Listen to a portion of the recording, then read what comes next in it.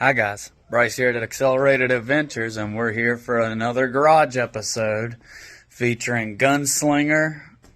So, what we're into here, we're trying to get our flywheel off because the overall project is we're going to put this starter on. But in this little hole, the sides are too close together for the motor rails to be able to get to the starter over here without picking the whole motor up. So we are going to be using this cherry picker and hoisting this thing up just a little bit to where we can get in and get our starter out. So stay tuned to enjoy the project.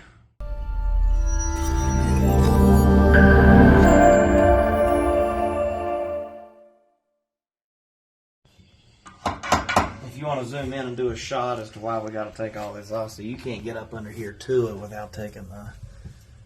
You want to know something? Now that I'm looking at this, I wonder if I got to pull the fucking headers off this thing. So our oil filter is down here, and on the opposite side of this block we've got our starter, which is where this is going to go. And yeah, it's a big old starter. This is great right here. So we'll go over and take a look at that. So he's preparing to potentially take the header off to be able to get this thing out, because our starter goes up in here. And this is where it's got to mount, right down in here. So when our starter mounts down in here, that's great and all, but the problem we're facing, as mentioned in the prior video section, we got to pick the back or potentially the whole motor up a little bit to be able to get to it. And that is the process we are in now. So you hear him back there, he's tapping on the flex plate, otherwise known as a flywheel to many, to just free it up so it'll pop right off here.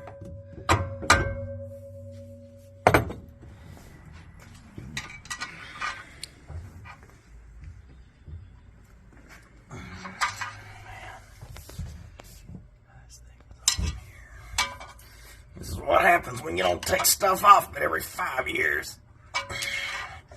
When it's time for it to come off, she don't want to come off. Yeah. There's been a lot of pressure on this thing over the past 3 or 4 years here, and now she's just a little bit stuck. So we'll just send some vibrations through it, and hopefully it'll come on. One eternity later. And here she comes. Just wiggle her right off there, and there's your flex plate. So he's inspecting the plate now, just checking out the teeth on the flywheel, making sure the bolt holes aren't wearing out. Might as well look at stuff while you got it apart, right? I'm pretty sure that starter's seen better days. If I'm not mistaken, I'm pretty sure it come off of like a 1988 Suburban. An 88 Suburban starter. That was what I was told, I think, at one point, but who knows. Alright guys, just to give you an update on what we've got cranking here. One step closer to race season. We finally got our ancient starter off and have applied our new application that we did get off of Summit Racing. It's our Power Max Pro Starter Plus version. Pretty sweet piece. It's supposed to be good up to 16-to-1 compression, which should rock this motor, since this motor is really only about a 10-to-1 compression motor. So we're hoping that this this little guy right here might last us maybe forever, but who knows? Especially when you do stuff on water, stuff breaks and goes bad pretty quick. So, but what we've been getting into here is we've been trying to figure out what our issue is, and it looks like we do have some sort of a wiring problem. So all we've really been able to do so far is mount the starter and reapply the flywheel just so we can make sure that our gear has the right proper clearance. And it looks like by checking that by hand, it looks like all of that's actually going to work out pretty good as far as needing to shim or not shim anymore. And one thing I will brag about that I do like on the Chevrolet applications is the adjustability that the starter gives you, as far as being able to shim it closer or further away from the block to be able to get the maximum use out of your the teeth on your flywheel and your starter gears. So I think we've got everything shimmed and happy based on what we've already got, and we're going to pretty much leave it at that. However, we have been having some wiring problems here, and this is the part where I'm going to go on a little bit of a rant. Even though I'm not a master electrician by any means, I will say whoever wired this boat once upon a time, whether this is the original or if this is something that's been done at a later date, they did, however, do, I think, a pretty good and professional job. Yet it is frustrating when you want to try to check something or trace something and there's not a single label on anything anywhere. So here we are. We've been trying to chase our bad connection problem. And unfortunately, after popping the panel and seeing exactly what's inside, it's pretty much just a big mess if you want to look at it that way. You know, we got a ground panel and fuses and everything. It's all good stuff, but when none of it's labeled, and it's a mess, and I cannot stand that. And it makes me want to scream and throw tools across the garage and use profanity that I probably shouldn't use, that I do anyway. However, we won't talk about that. So I will say we've had our voltmeter, we've been chasing things. Unfortunately, we're only getting about 4 volts back at the stinger wire on our starter.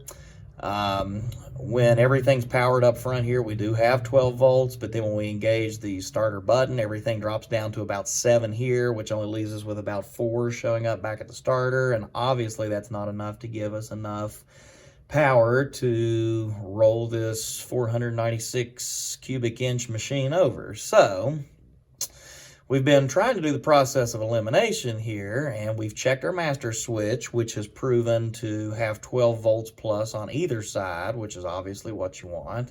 I once had a master power switch go bad, and of course you would have 12 volts on the battery side and then not have but about 7, 8, 9 or so on the opposite side. So this one's actually showing the same voltage on either side, which means our switch is good and there's no fluctuation there when we hit our starter button. However, when we come back up front and we turn our ignition on and everything else has 12 volts, when you hit the starter button, everything drops down to about 6 to 7. So we've definitely got a wiring mess going on here, and we're probably going to make a decision tonight on whether or not we want to just rip all this out and attempt to put some new stuff in, even though we really don't have the time to do it right now.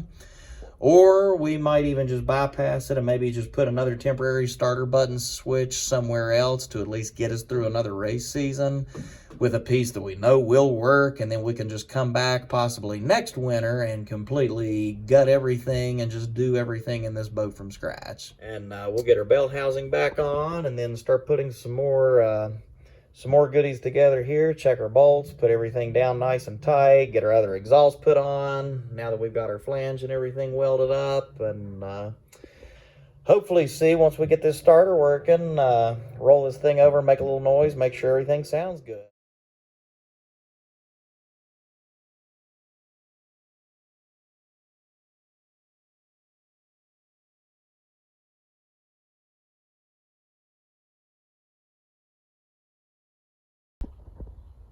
Alright guys, I think we're about ready to rock here. As you've been watching, we took our scoop and our scoop tray off so we could get down to those carburetor bowls, and after we filled them up with some fuel, they were all excessively high, so we've dropped everything down and we're going to light this bad boy up and let it run some fuel and hopefully crawl back here and adjust on them a little bit without cooking our legs. We got our headers on and everything's welded, and we got our drive shaft in. Not that that was necessary, just something else to take off the list.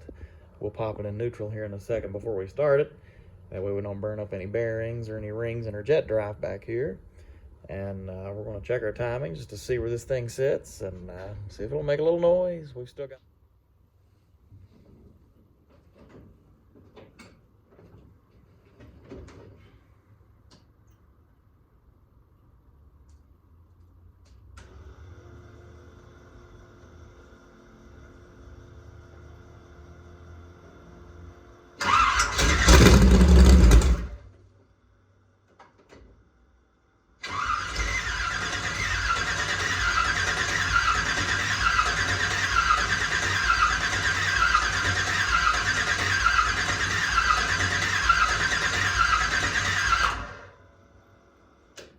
A few moments later.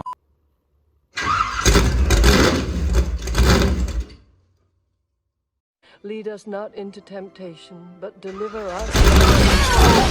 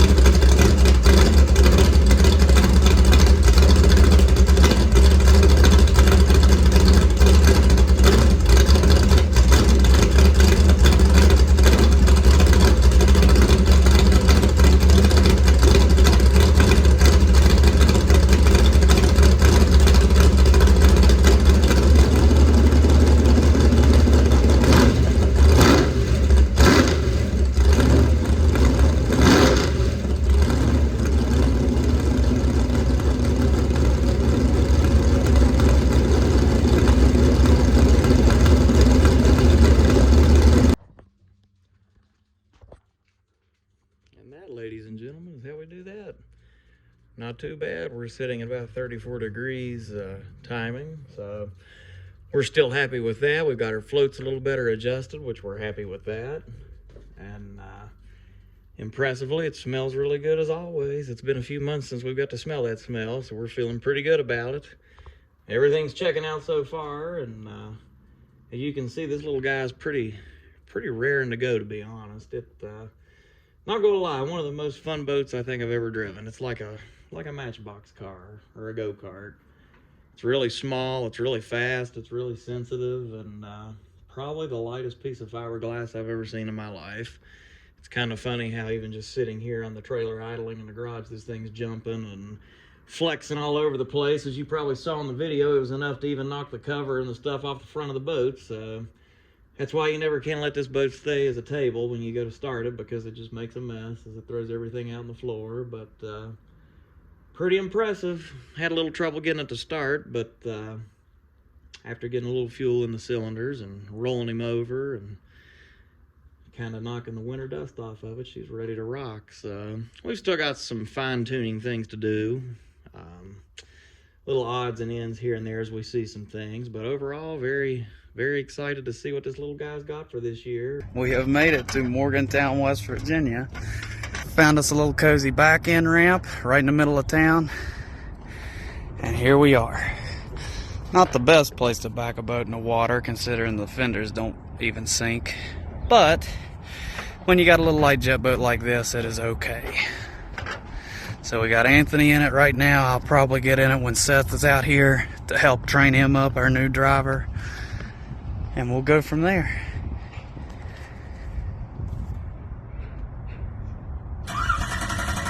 Listen to her roll. That's a heck of a starter. There the old girl goes. Come on, girl.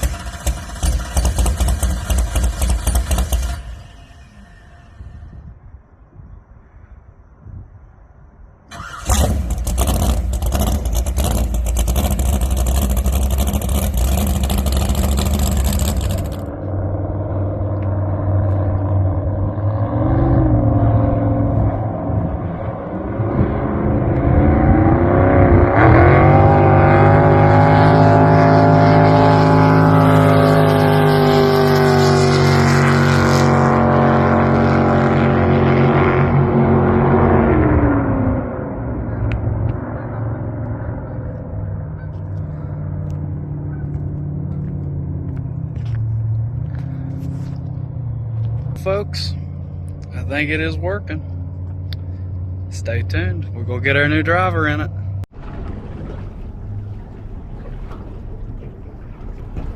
So we're just gonna go for a little bleep here. Little cruise. Then I'm gonna bring it to a stop. You hit your side a couple hits.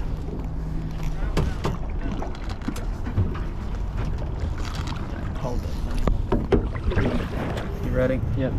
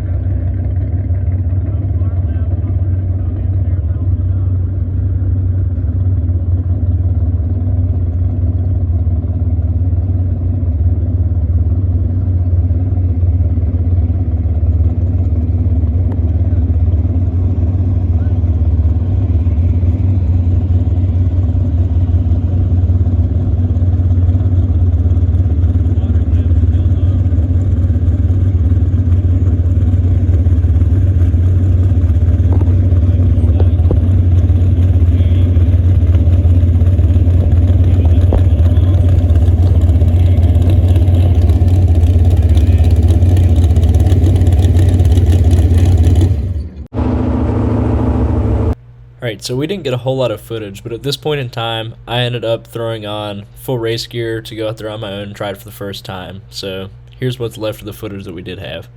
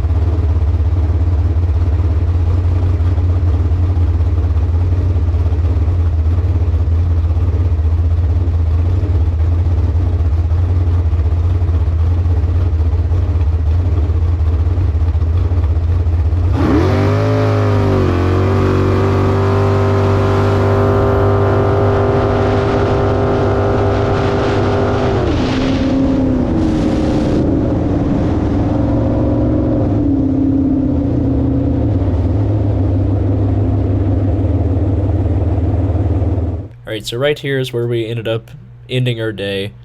We put the boat back on the trailer. Bryce and Anthony went back home, and I went back to doing schoolwork. So we want to thank y'all for watching, and stay tuned for more.